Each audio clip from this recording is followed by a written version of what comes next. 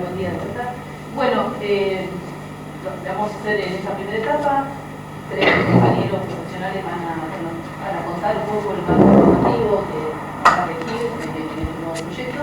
Y después, bueno, vamos a abrirlo a debate, a preguntas, tipo, bueno, algo relajado, y bueno, si bien hay un power, pero bueno, que se quede, así que bueno, lo voy a presentar. La doctora Sonia Asquiar, que es abogada y trabajadora social, que depende de la Secretaría de Desarrollo. El doctor Claudio, abogado de la Secretaría, y el doctor Hernán Salcedo, psiquiatra, que depende del Servicio de Salud Mental del Hospital. Así que bueno, ellos van a comenzar con la conversación, digamos. Bueno, mi idea para introducirnos por ahí en la perspectiva jurídica del tema de...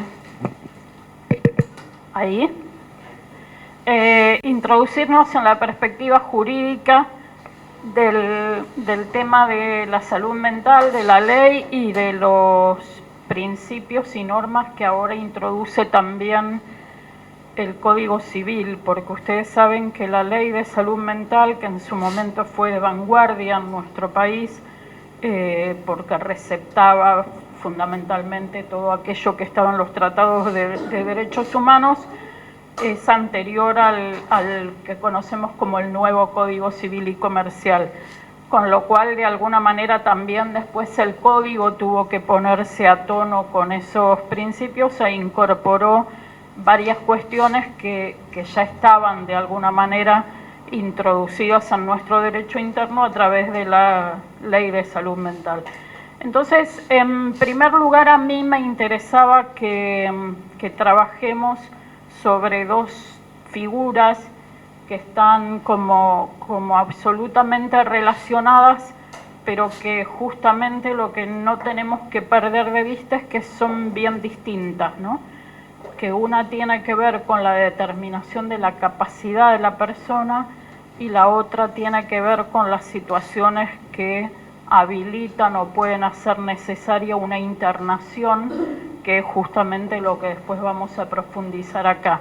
Pero en principio esto, distinguir y no perder de vista que si bien son cuestiones que muchas veces van a estar involucradas y ensambladas y vinculadas, son básicamente diferentes en términos jurídicos, ¿no? Que es aquello que habilita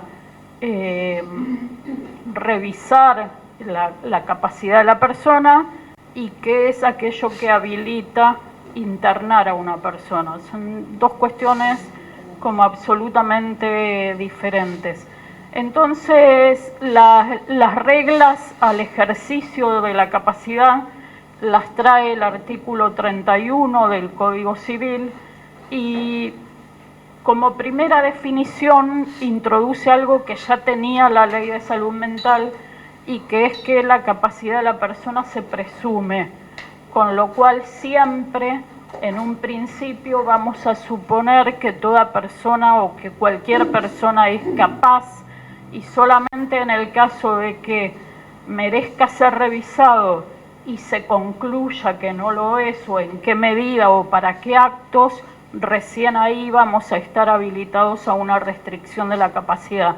Pero en principio siempre vamos a presumir que toda persona, y en esto tanto la ley de salud mental como el Código Civil, fíjense que no trae pautas de edades, no dice todas las personas de tal edad o las personas de tales características, dice que vamos a presumir que todas las personas son capaces y que una definición en contrario va a presuponer todo este procedimiento para determinarlo. Entonces dice también esto que estoy diciendo, ¿no? Que las limitaciones son de carácter excepcional y que son siempre en beneficio de la persona. Esto es otro punto sumamente importante. ¿Por qué? Porque a la hora de fundamentar una restricción, uno tendrá que poder explicar por qué considera que esa restricción es en su favor y no en su contra, digamos, en qué beneficia a la persona que establezcamos una limitación a su capacidad. Luego dice que la intervención estatal tiene siempre carácter interdisciplinario. Esta es otra de las pautas que después vamos a encontrar también en relación con la determinación de las internaciones y en todos los ámbitos del Estado, digo, en el Poder Judicial, en el equipo del hospital que eventualmente haga la evaluación, en todos los poderes y en todos los niveles las evaluaciones van a tener que ser interdisciplinarias. Que la persona tiene derecho a recibir información, que tiene derecho a contar con patrocinio jurídico, digamos, si eventualmente se quisiera oponer a ese proceso de determinación de su capacidad, lo puede hacer, y que siempre se elegirán las alternativas terapéuticas menos restrictivas. Hasta ahí teníamos entonces lo de la determinación de la capacidad. Y ahora vamos al 41, que es el que específicamente habla de las internaciones y que trae los tópicos fundamentales que debe reunir una decisión de internación para estar justificada. Acá me parece que traemos también seguramente para el final un debate interesante que tiene que ver con que de alguna manera se pasó a suponer, por lo menos en el sentido común, que ahora las internaciones no son posibles, ¿no? Como que no se puede hacer nada. Y la verdad es que no es que no se puede hacer nada.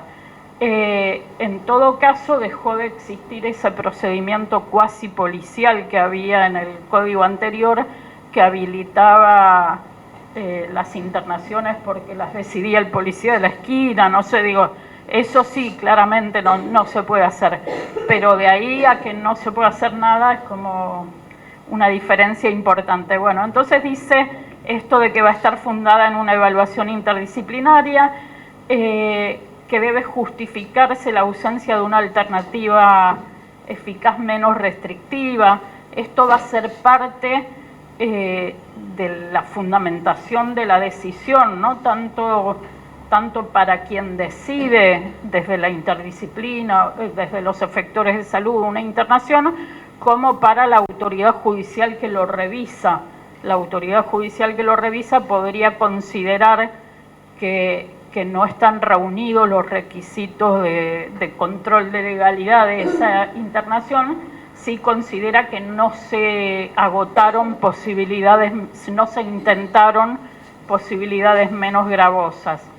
El riesgo cierto e inminente de daño para sí o para terceros, bueno, creo que esto es algo que ustedes conocen muy bien, que sea el recurso terapéutico de carácter restrictivo por el tiempo más breve posible y revisado periódicamente, es otra cuestión que conocen mucho.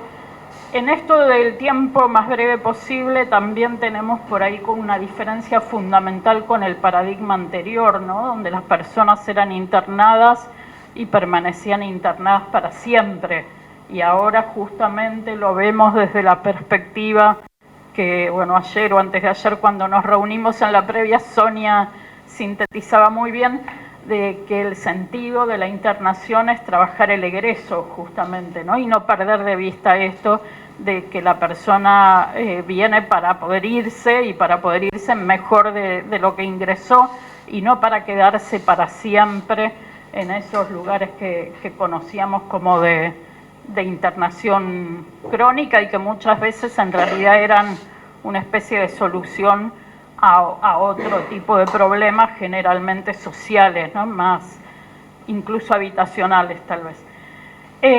Bueno, y que la sentencia debe establecer la finalidad, la duración y la periodicidad de la revisión. Esto es lo que les decía acerca del control de la legalidad de una decisión de internar a una persona. El siguiente, el artículo 42, que habla del traslado dispuesto por autoridad pública, acá tenemos que tener en cuenta que no dice autoridad judicial, ¿no? Y que la autoridad pública va a ser aquella que sea idónea para el tipo de decisión que se está tomando. Con lo cual, si nosotros encontramos a una persona en una situación de grave riesgo para sí o para terceros, y somos la autoridad con entidad o con capacidad o con responsabilidad primaria para tomar el tipo de decisión que estamos tomando, estamos habilitados a disponer una internación para evaluación y comunicarla en tal caso a la autoridad judicial. En este sentido y en relación con este artículo, a mí me parecía mencionarles que desde la Secretaría de Desarrollo Social hemos impulsado algunas internaciones, algunas con este procedimiento, digamos, convenciendo de alguna manera a la persona para que se interne y luego poniéndolo en conocimiento de la justicia, y otras al revés, pidiéndole directamente la autorización a la justicia para proceder a la internación para evaluación de personas que por ahí no tienen la característica de estar en un momento de crisis psiquiátrica, pero que por situaciones, por ejemplo, muy crónicas de estar en situación de calle y por un extravío, por decirlo, no es, perdónenme psicólogos y psiquiatras por mi vocabulario, pero bueno, con un notorio extravío de la realidad y en una situación muy crítica de vivir o de permanecer en la calle, consideramos que están poniendo en riesgo o está en riesgo su vida, no por ahí por la definición más tradicional de si la persona se puede llegar a suicidar o puede ser agresivo con terceros, pero sí que tiene un deterioro tan importante de su salud, muchas veces con enfermedades previas, que esa situación en particular le está poniendo en riesgo su vida. Entonces solicitamos o incluso procedemos y luego comunicamos a una internación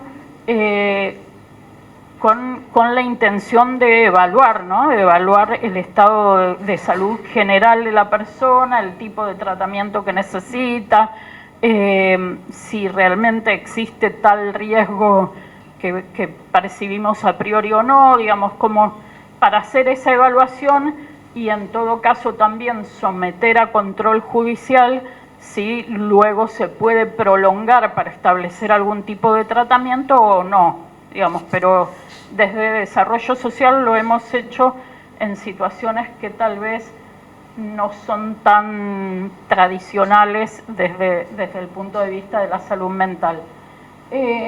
Vamos entonces al siguiente. El consentimiento informado creo que es algo que ustedes conocen mucho, tiene que ver con informarle a la persona y en el supuesto de que no tuviera ninguna posibilidad de comprender o de prestar su consentimiento a aquellas personas de su confianza, hayan o no hayan sido designadas previamente como apoyos o como curadores, ¿no? Porque por ahí en alguna situación de extrema urgencia puede ser que esa persona llegue a una situación en la que no está en condiciones de prestar su consentimiento, pero no hubo un proceso previo que le establezca un curador o apoyo, pero sí podemos claramente, sobre todo desde la evaluación más social o socioambiental, establecer quiénes son las personas de confianza, de cuidado en lo cotidiano, de acompañamiento de esa persona,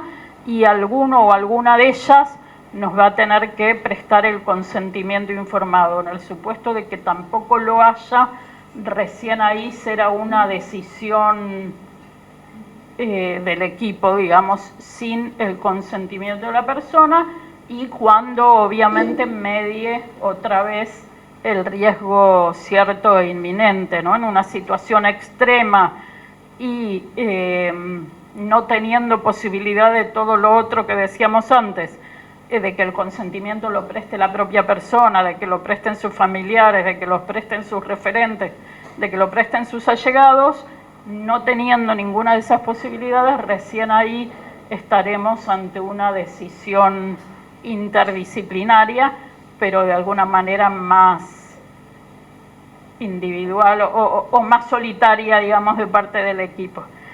Y por último, nombrarles dos cuestiones en relación con la ley 26657. Vamos, si te parece, a la... en el artículo 3, la ley trae la definición de salud mental y ahí es donde yo les decía, menciona la presunción de la capacidad mucho antes que nuestro código vigente, y dice que el diagnóstico de padecimiento de salud mental no debe basarse únicamente, ese exclusivamente a mí me hace como un poco de ruido, pero bueno, lo dice así, en cuestiones que tengan que ver con, y luego las enumera, ¿no?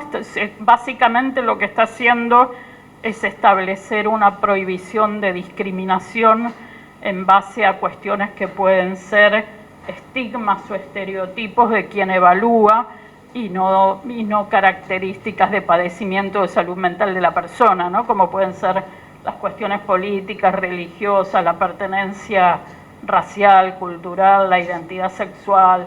Bueno, ese exclusivamente yo no me reconcilio con eso, pero así lo dice la ley.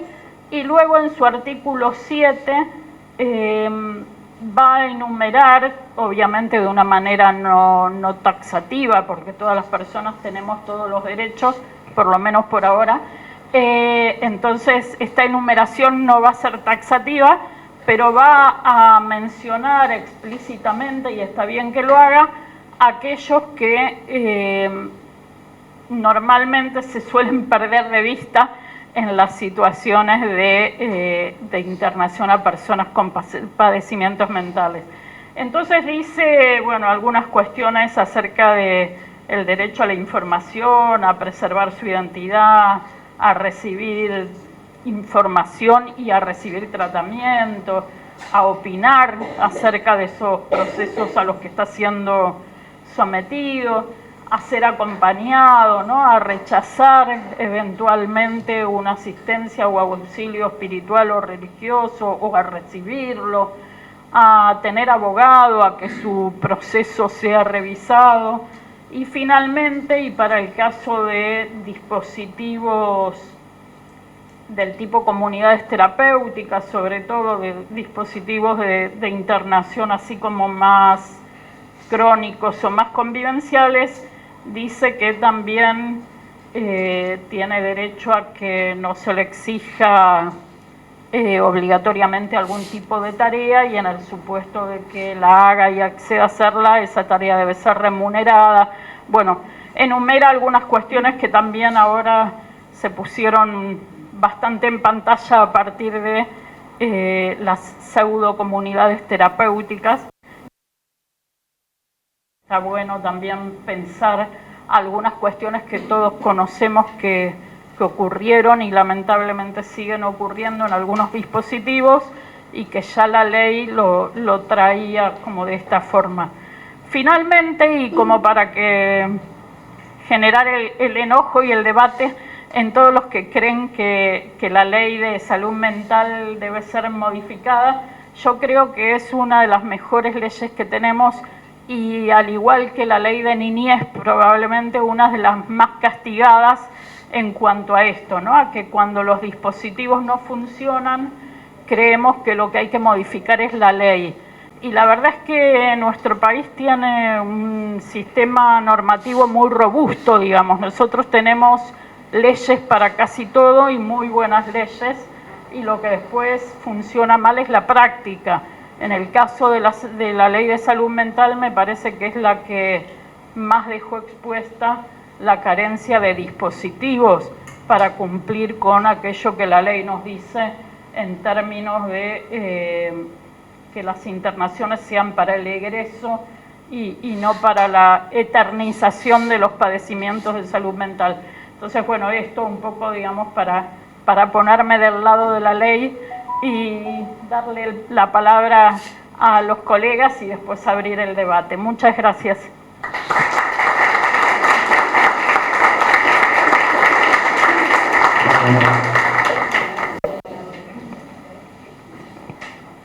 Bueno, comparto con Sonia, digamos, todos los conceptos que expresó y claramente en los conceptos básicos que expresó de lo que era antes y a partir de la nueva ley que viene del año 2010, que fue promulgada.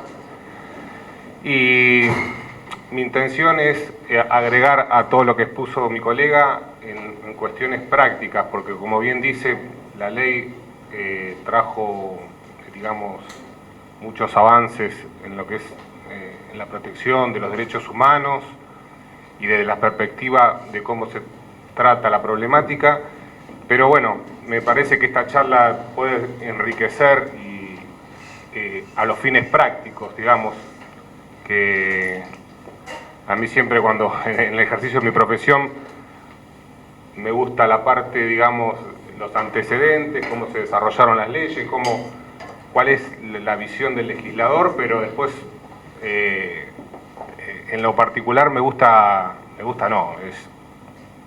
aboco mucho a la práctica. Me parece que voy a aportar mi granito de arena a la práctica que nos puede servir y para mejorar, digamos, y para apuntar a lo que todos anhelamos, que es, digamos, el servicio que apunta más al egreso, como decía Sonia, que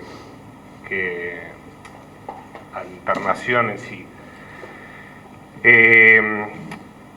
La ley habla de interdisciplinaria, entonces yo lo que propongo de lleno en las historias clínicas es que todas las evoluciones sean, digamos, con firmas y con participación interdisciplinaria. A nosotros la ley cuando separa la ley, digamos, la internación voluntaria de la involuntaria. La voluntaria, digamos, tiene, digamos, un proceso donde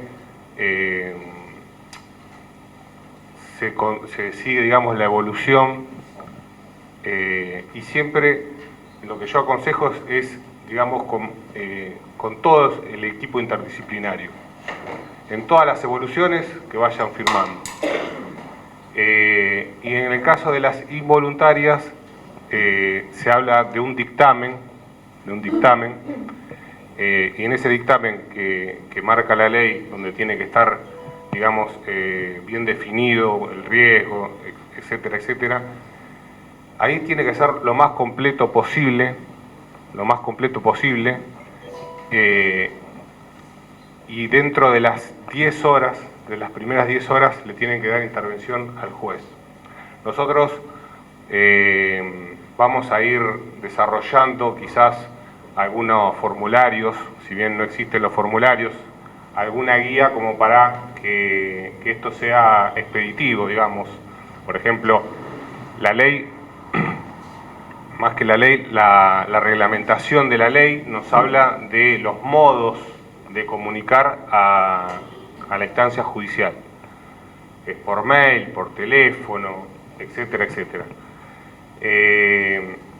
Ahí tenemos plazos, me voy a abocar ahora más que nada a la internación involuntaria. Tenemos plazos de 48 horas para comunicar a la autoridad judicial. 10 horas dentro de las 10 horas para comunicarlo y a las 48 horas efectuar ese dictamen. Mientras más completo sea, digamos, la autoridad judicial va a autorizar esa internación involuntaria. Después, lo que hace al seguimiento, digamos, el juez a los 30 días va a pedir un informe. De si continúan o no continúan, digamos, las situaciones que hacen al riesgo de la persona, hacia sí o hacia tercero. Yo también pongo mucho énfasis en la historia clínica, dejar bien expreso, como decía mi colega, el tema de los consentimientos. La ley habla de consentimiento que tiene que ser, digamos, como restrictivamente de la persona que va a ser internada. Ese es el concepto general, digamos. Cuando no puede, digamos, comprender o no está, digamos, habilitada para hacerlo, después existen los otros medios, que es, digamos, recabar información de, digamos, de los familiares, etcétera, etcétera, o representantes legales. La otra parte, digamos, reglamentaria, que nos dice del dictamen que hay que promover, es que si bien es interdisciplinaria, tiene que concluir digamos, en la misma conclusión. A veces en los juzgados se ven que si bien firman conclusiones o dictámenes de distinta índole, la ley dice que como mínimo tiene que ser un psicólogo o psiquiatra, confluyen de manera separada a los distintos profesionales. La realidad es que tienen que tener una misma conclusión para que después pueda tener, digamos, el asidero judicial de autorizar las internaciones involuntarias. Existe un órgano de revisión que la realidad es que hoy en día este órgano de revisión está como a un nivel más de denuncia y de, digamos, de cómo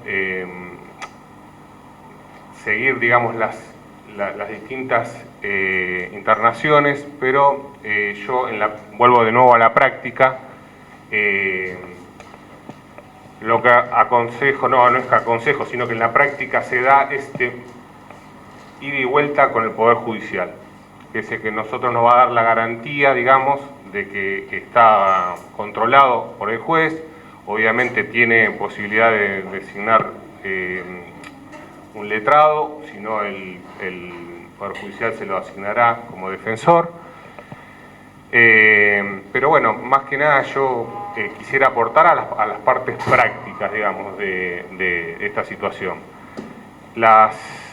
Con respecto a las internaciones voluntarias, también tiene un régimen que la persona con el consentimiento para internarse y después para externarse en cualquier momento lo puede realizar. Cuando pasan los 60 días de una internación voluntaria hay que también hacer un dictamen a la autoridad judicial para que evalúe si se transforma o no se transforma en internación involuntaria, y viceversa. Cuando digo viceversa, digo, cuando hay una internación involuntaria, también puede convertirse, digamos, en voluntaria, y todo debe ser notificado al juez. Todo debe ser notificado al juez.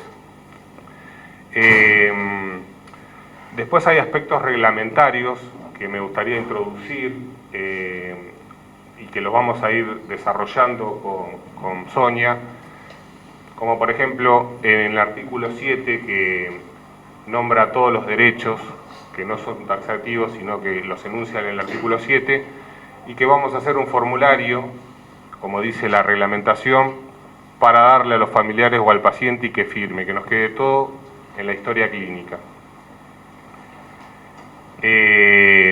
También en la parte reglamentaria, que no sé si en la parte, digamos, dispositivo donde van a realizarse las internaciones, carteles explicativos sobre la ley. Esto es más de nuestro lado, pero para ir un poquitito, digamos, avanzando en la práctica. Las limitaciones, por ejemplo, cuando yo hablo de historia clínica, es plasmar, ya lo hemos hablado una vez en una charla de historias clínicas con Carlos Grillo, donde nosotros siempre decimos que las historias clínicas es, digamos, la herramienta, que si bien el titular son los pacientes, nosotros tenemos que aunar para dejar en resguardo no solamente los derechos, sino también plasmar, digamos, una responsabilidad profesional. En este caso puntual de lo que estamos abordando, me parece muy interesante algunos aspectos que son el consentimiento, bueno, el consentimiento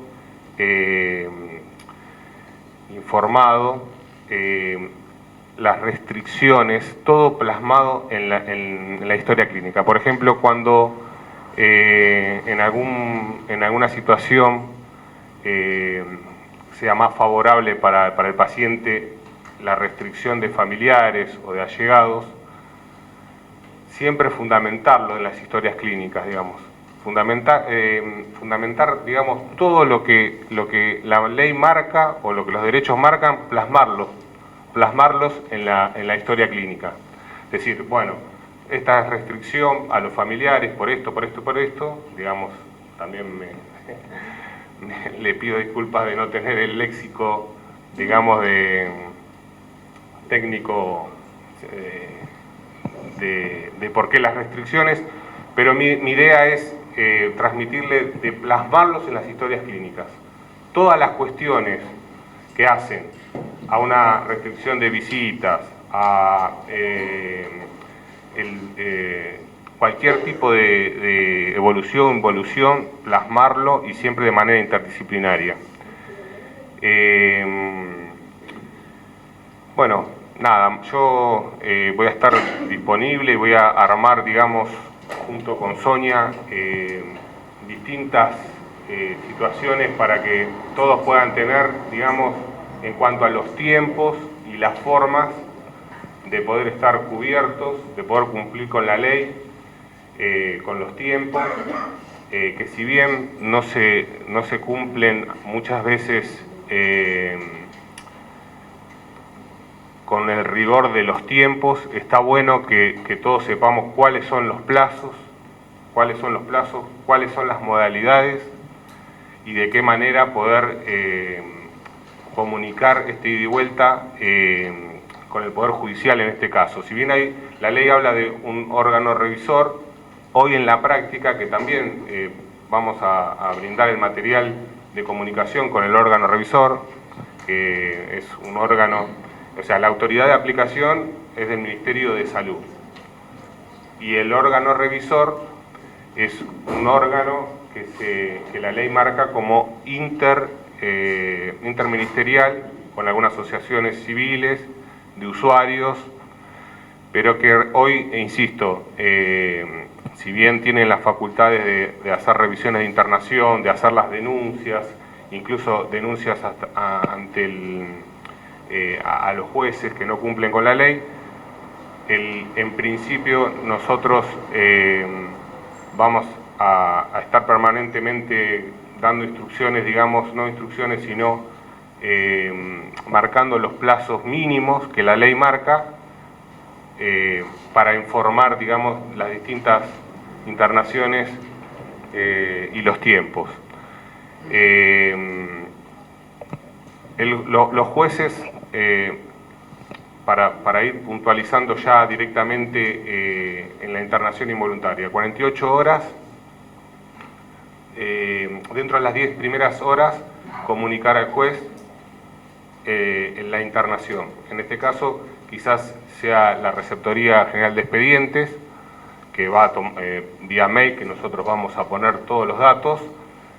Dentro de las 10 primeras horas, informar. Y dentro de las 48 horas, este famoso dictamen, famoso no, pero es un dictamen donde se va a proporcionar los 3 estamentos que dice el artículo, con una firma de 2 profesionales. Uno de ellos tiene que ser psicólogo o psiquiatra.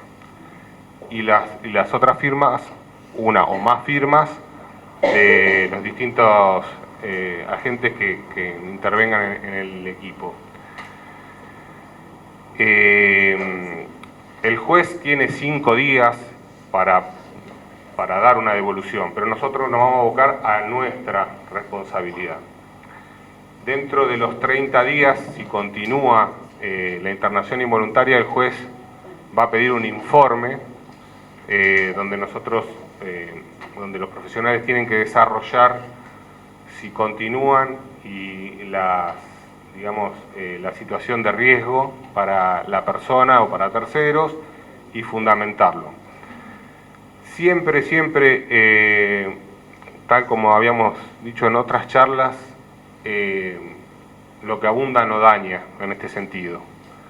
Y más en la ley, en la 26657. Directamente, mi humilde consejo es explayar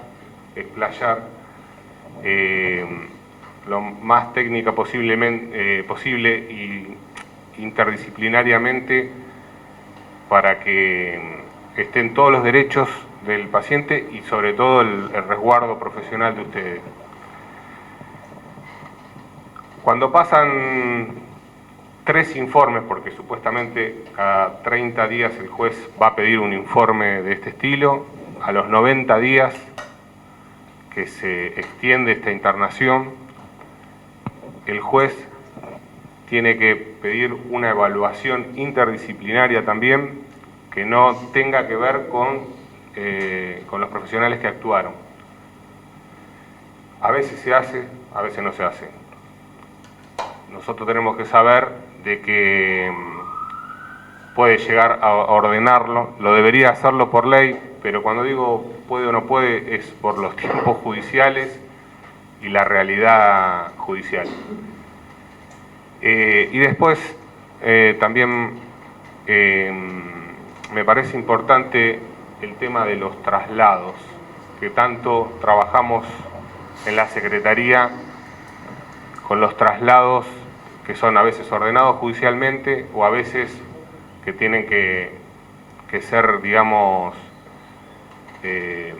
puestos en marcha por una cuestión de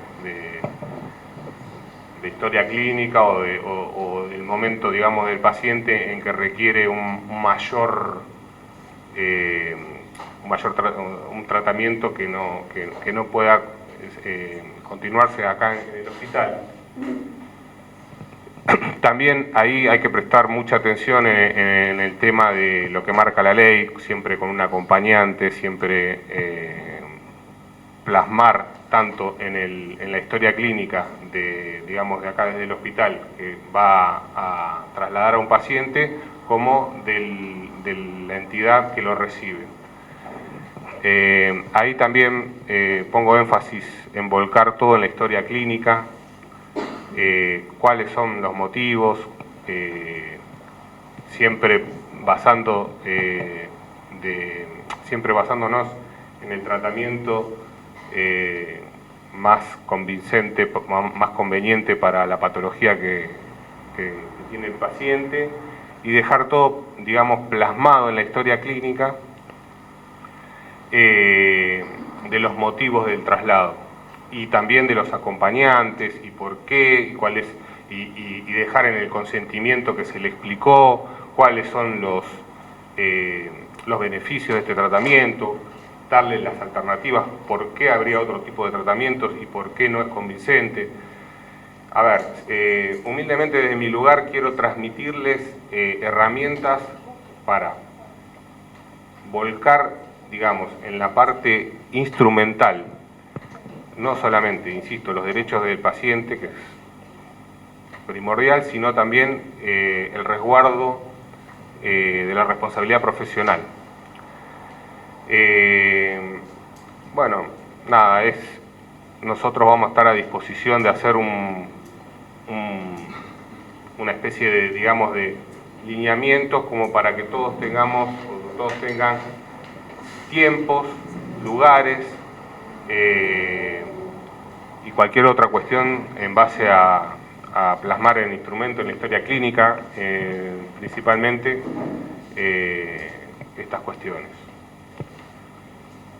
Voy a pasarle la palabra al doctor, pero nada.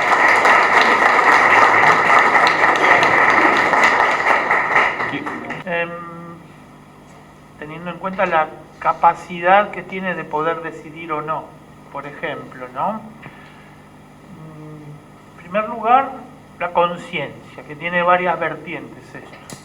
Consciente en cuanto a si la persona está lúcida, está vigil, si está al tanto de la situación que está sucediendo y que lo rodea.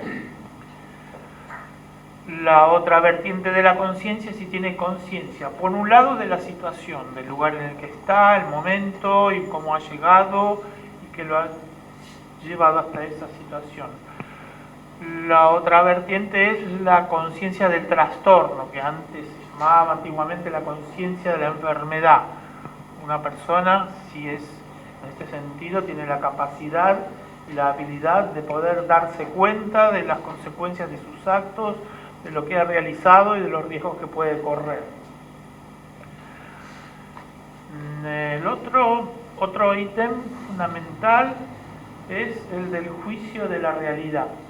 Si está en condiciones de evaluar la realidad por la que está, digamos, circundante, el hecho que haya sucedido, si se ha autolesionado, si fue planificado o no planificado, el entorno en donde se encuentra, reconocer a las personas. Puede suceder en cuadros distintos de personas con afecciones severas, como psicosis, por ejemplo, donde no tienen conciencia exacta de la realidad, está desviada, atravesada por sintomatologías severas, ¿no? Delirios, alucinaciones. Otra puede suceder en cuadros menos graves psicopatológicamente, digamos, entre comillas, como situaciones vitales, emergentes, personas neuróticas o cualquier persona que, bueno, en una situación en el límite ha ingerido una cantidad tóxica de medicamentos, por ejemplo, se ha realizado cortes o ha intentado otro tipo de situaciones de quitarse la vida, ahorcamientos, asfixias distintas, ¿no? El estado de su afectividad, si está exaltado, si están inhibidos, y muchas veces lo que más llama la atención son las personas en una situación de excitación psicomotriz. Nosotros tenemos también muy en cuenta las personas con un estado de inhibición, porque a veces pasan al acto sin anuncios previos, digamos, ¿no? Esto en general en cuanto a algunas evaluaciones que hacemos técnicamente. ¿Cómo procedemos? Primero, el servicio de emergencia, cuando ingresa una persona presumiblemente por una situación de riesgo para su propia salud, tiene que hacer la intervención policial. Generalmente lo hace el servicio de emergencia. Cuando nos convocan rápidamente al servicio o al equipo interdisciplinario en el que participamos, médico psiquiatra, licenciado en psicología, licenciado en servicio social, nosotros verificamos que se haya hecho esa intervención. Procedemos a la evaluación del paciente si tiene riesgo cierto e inminente. Si ya ha sucedido, eso es bastante, digamos, significativo, plausible, es un hecho, pero eventualmente a veces es potencial. Personas con ideas de suicidio, intentos previos, antecedentes de suicidios en las familias. Si es un menor de 18 años, siempre la internación es involuntaria, según la ley, y debe procederse según todos los los pasos, como había explicado el doctor, que ahora lo vamos a repetir. Personas mayores de 18 años pueden internarse de forma voluntaria o involuntaria. Voluntaria si está con la capacidad jurídica de poder decidir, de acuerdo a los que veníamos señalando anteriormente, ¿no? Si su situación psíquica le permite poder tener cabal conocimiento de su situación, sus riesgos, su vida, su salud y de otras personas. En ese caso, firmar el consentimiento informado y es voluntario. En caso que no tuviera esa capacidad para poder decidir, se procede a la internación en forma involuntaria. O también es internación involuntaria cuando tiene capacidad de decidir, pero la rechaza la posibilidad de la internación y, según la ley, la decisión de las internaciones queda en el equipo multidisciplinario profesional. Ya no es del juez como era en la legislación antigua. Ya no depende de que un familiar concurra al tribunal para poder internar a alguien. Siempre la decisión es de un equipo multidisciplinario de salud en el cual tiene que estar la firma, sí o sí, de un psicólogo o de un médico psiquiatra. Tienen que ser por lo menos 2 firmas.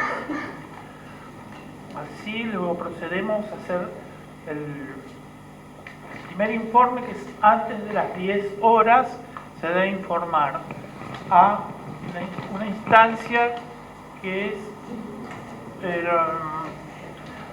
la receptoría. La receptoría de los tribunales locales donde está sucediendo y al órgano revisor dentro de las 10 horas sobre la situación y la decisión de la internación involuntaria.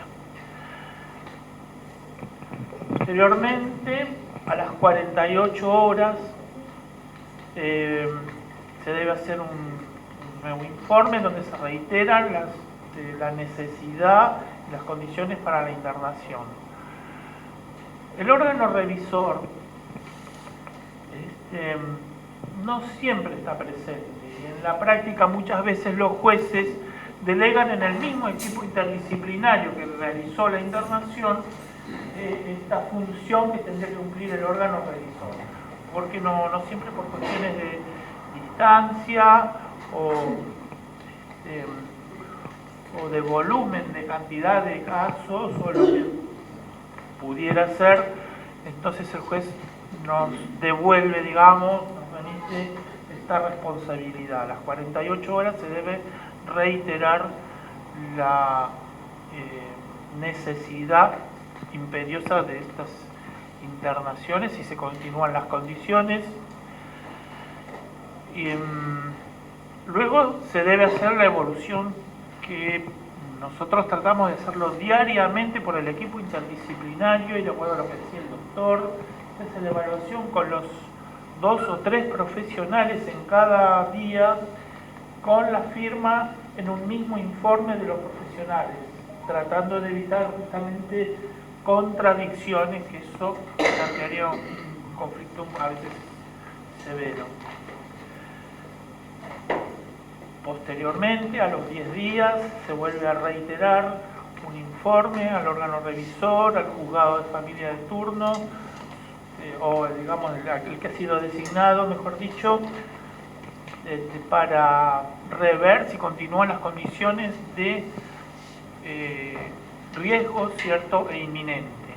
En cada día que hacemos las evoluciones, los profesionales tenemos que volver a poner este ítem que es fundamental. Si persiste el riesgo cierto e inminente y la necesidad imperiosa de la internación. Justamente apuntando a que hay que buscar un método más eficaz, más breve y más eficiente para cada paciente. No prolongar las internaciones, ¿no? Acá les hago un comentario un poquito al margen. A mí me ha tocado mi carrera, trabajar en el Hospital Borda, el Hospital Cabrel de Oquendor, donde realmente funcionan como hogares, como residencias. Allí la gente ingresaba y estaba para vivir allí, inclusive tenían trabajos, talleres, cobraban peculio. Era una concepción de hospicio de principios del siglo XX, ¿no? Cosa que ya no existe más esos conceptos. Desde la nueva ley, la 26657, esos hospitales no pueden recibir más pacientes.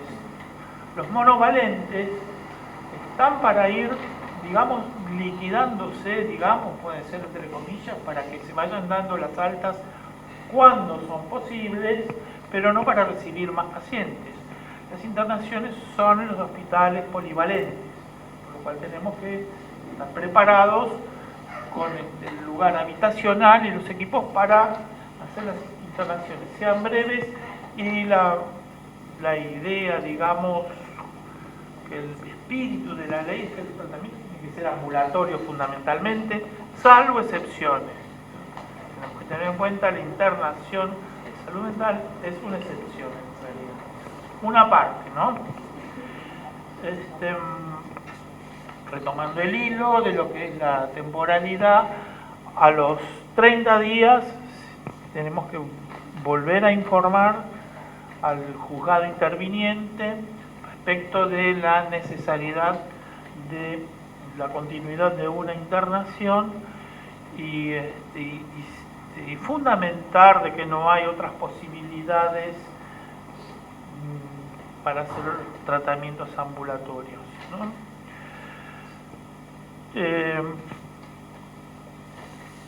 Digamos, esta ley ha sido muy criticada, pero a mí me parece, desde mi humilde punto de vista, que el tema es poder aplicarla de acuerdo a sus conceptos, ¿no? Porque hay otras instancias como que figuran, como por ejemplo que tendrían que ser localizadas las personas que tienen por situación social o familiar imposibilidad de volver a su casa en especies de hogares donde podrían funcionar dentro de la localidad, y acá funcionó de hecho en Morón, donde había, digamos, convenios entre la provincia y el municipio para tener lugares pequeños donde pudieran vivir aquellas personas que no pueden valerse exactamente por sí mismos, no tienen los medios familiares, sociales y económicos para volver a su casa rápidamente.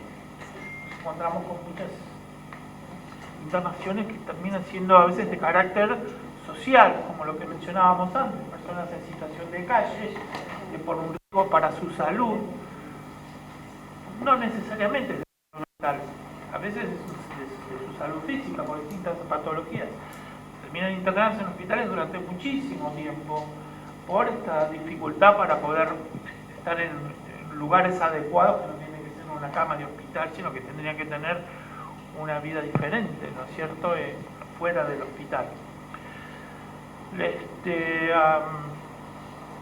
Esta cuestión que decíamos de los 90 días sería, en este sentido, como una excepción, ¿no? Sí, es más una responsabilidad judicial que, digamos, de la parte fiscal.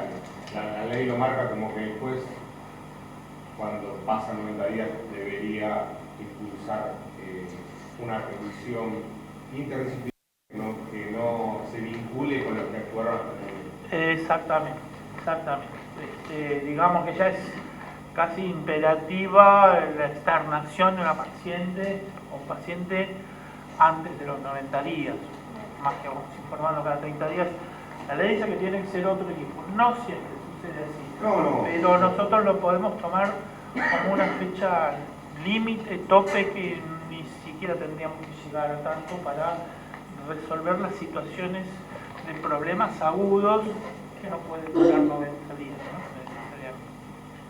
Bueno, esto por mi parte, ahora vamos a abrir el debate y las preguntas, ¿eh?